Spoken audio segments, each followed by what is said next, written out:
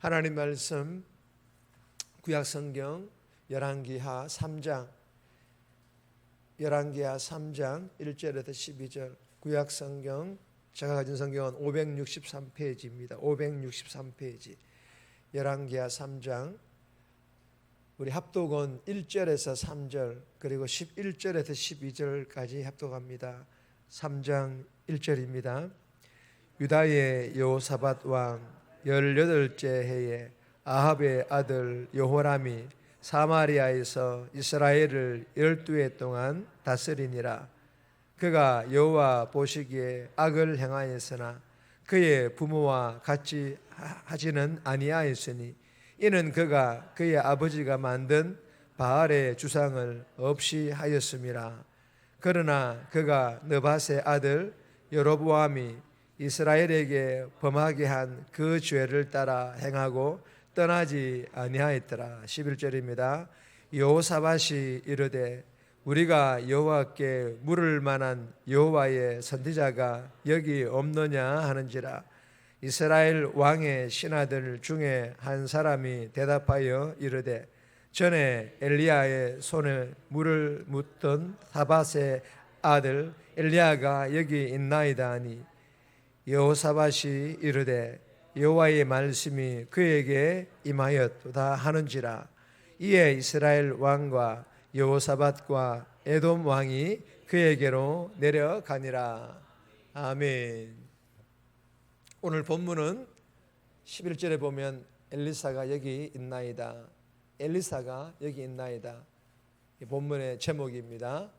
오늘 본문은 여호람 왕 그리고 여호사밧 왕이 하나님의 뜻을 묻지 않고 모압으로 진격을 하다가 어려움에 처합니다.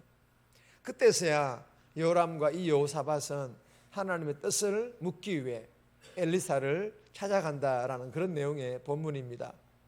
오늘 이 본문을 통해 우리에게 주는 첫 번째 교훈입니다. 우상은 뿌리채 뽑아라. 우상은 반드시 뿌리채 뽑아내야 할 것을 우리에게 교훈합니다. 1절에서 3절까지인데 2절 말씀 보시면 그가 여호와 보시기에 악을 행하였으나 그의 부모와 같이 하지는 아니하였으니 이는 그가 그의 아버지가 만든 바알의 우상을 없이 하였습니다. 여러분, 이 본문은요 남유다의 왕 여호사밧과 북이스라엘 왕 아합의 아들인 이 여호람에 대한 이야기입니다. 여호사밧과 여호람에 대하여 본문에서 이렇게 이야기를 합니다. 이 두 사람은 여호와 보시기에 악을 행하였으나 여전히 아버지와 같이 악한 왕이었다라는 것입니다. 그런데 또 이렇게 말합니다. 그의 부모와 같이 하지는 아니하였으나 무슨 말입니까? 악한 아버지와 같이 아는 부분들도 있다라는 것입니다. 악한 아버지와 같이 아는 부분은 아버지가 만든 바알의 주상을 없이 하였습니다. 아버지가 만든 바알의 주상을 없앴다는 것입니다. 그런데도 하나님 보시기에 이 두 왕이 악을 행하였다고 말씀하시는 이유는 무엇일까요? 이미 앞선 열왕기상 21장 29절에서 아합의 아들의 시대에 재앙이 내릴 것이다 라고 선지자가 예언을 하였는데 아합의 아들은 여호람이지 않습니까? 그러므로 여호람이 이 예언의 당사자가 되지 않는 방법은 북이스라엘 안에 우상 숭배하는 우상을 남김없이 제거하는 것입니다. 그런데 안타깝게도 처음에는 아버지 아합과 형제 이 아시아와는 다르게 우상을 제거하는 것처럼 보였습니다. 그런데 안타깝게도 바알의 우상을 이렇게 배격은 하였지만 부분적으로 없앨 뿐 단호하게 그리고 완전히 뿌리채 뽑지는 못했다라는 것입니다. 열왕기하 10장 26절 27절에 보면 여기에 대한 내용이 나옵니다. 여호람이 바알의 우상을 완전히 제거하지 못하고 남겨두었다라는 것을 기록을 하면서 그럼 누가 그걸 없앴느냐? 그 이후에 예후라는 이 왕이 제거하는 말씀이 열왕기하 10장에 기록되어 있습니다. 무슨 말씀입니까? 제거하지 완전히 뿌리채 뽑아내지 않았다라는 거예요. 우상을 말입니다. 여호사밧과 여호람에게 하나님께서 바라셨던 것은 우상 숭배의 근원이었던 여로보암의 금송아지 우상을 제거했던 것처럼 그렇게 완전히 뿌리채 뽑아 제거하기를 바라셨던 것입니다. 그러나 3절에 보면 여호보암이 이스라엘에게 범하게 한 그 죄를 따라 행하고 떠나지 않았던 것처럼 여호람도 똑같이 그 죄를 따라 행했다라는 것입니다. 사랑하는 여러분, 주시는 교훈이 무엇입니까? 특히 우상 숭배에 대하여서는 10계명, 1계명과 2계명을 어기는 것이기 때문에 어설프게 대충 해서는 안 된다. 즉 단호하게 뿌리채 뽑아야 한다라는 것입니다. 그렇게 단호하게 뿌리채 뽑지 못하면 대충하는 회개는 선을 품은 악일 뿐, 즉 작은 죄, 심하지 않은 죄라고 스스로 위로하며 정당화하며 우상 숭배의 자리를 서성이거나 죄의 자리를 기웃거리는 것임을 우리가 철저히 깨닫고 이 새벽에 주신 교훈을 마음판에 잘 새겨서 이 새벽에 믿음으로 기도할 때 혹여나 내 안에 면밀하게 잘 들여다보므로 혹여나 아직도 남아있는 하나님보다 더 사랑하고 하나님보다 더 의지하고 그것들을 소망하는 세상 죄들과 우상들을 그것이 내 안에 있지 않니 돌아보고 있다라면 오늘 이 새벽에 십자가 보혈의 능력으로 완전히 뿌리째 제거할 수 있기를 주님의 이름으로 축복합니다. 두 번째, 세 번째 제목은 교훈은 정말 있습니다. 두 번째는 물질적 손해와 영적인 결핍, 물질적인 손해와 영적인 결핍에 대한 교훈입니다. 4절에서 7절까지인데 개인적으로 묵상하시기 바랍니다. 세 번째는 하나님만 없습니다. 하나님만 없다라는 거예요.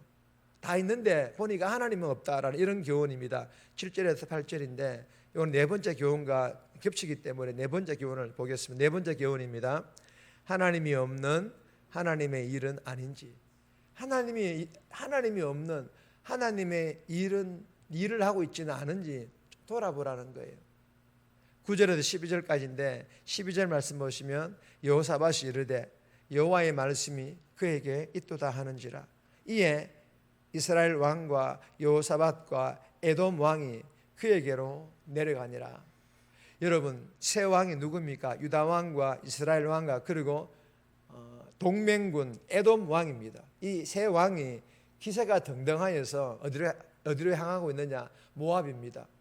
모압을 향하여 진격을 했지만 7일 만에 가던 길을 멈추게 됩니다. 여러분, 광야 에돔 길은 모압을 공격하기에 좋은 길은 맞습니다. 그러나 그들이 몰랐던 것은 자신들과 군사들의 갈등을 해소해 줄 수 있는 물이 없다라는 것을 몰랐던 것입니다. 이러한 뜻하지 않은 상황을 맞이하자 이스라엘 왕과 여호람은 하나님께서 우리와 군사들을 모압에 넘기려는 것은 아닌가 하는 하나님의 심판을 자신들이 성급하게 예단하지만 유다 왕 여호사밧은 어떻게 합니까? 하나님의 사람 엘리야를 찾아가서 하나님의 뜻을 묻는 것을 선택을 합니다.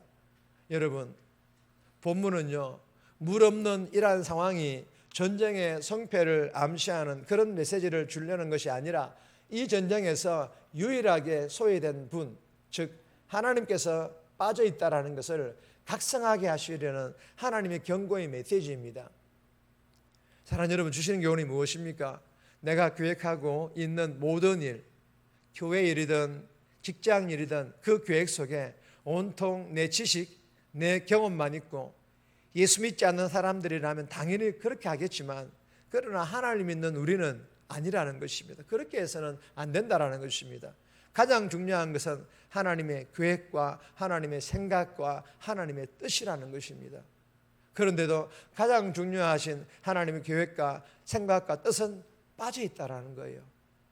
여러분, 오늘 이 새벽 이 교훈을 붙잡고 내 자신을 좀 들여다보면서 내가 직장에서든 아니면 교회에서든 어떤 일들을 계획할 때 거기에 내 지식과 내 경험만 있고 하나님은 빠져 있지는 않은지, 하나님 뜻을 묻지 않고 하나님 계획을 묻지 않고 내 계획만 그렇게 열심히 세우고 있지 않은지 이 새벽에 기도하면서 내 자신을 좀 면밀하게 돌아보므로 만약에 그렇다라면은 이 새벽에 철저하게 회개하고 오늘 하루도 이 새벽에 믿음으로 기도하며 주신 말씀과 함께 하나님의 뜻대로 하나님의 생각을 물어보고 그렇게 살아가는 복된 삶 살아갈 수 있기를 주님의 이름으로 축복합니다.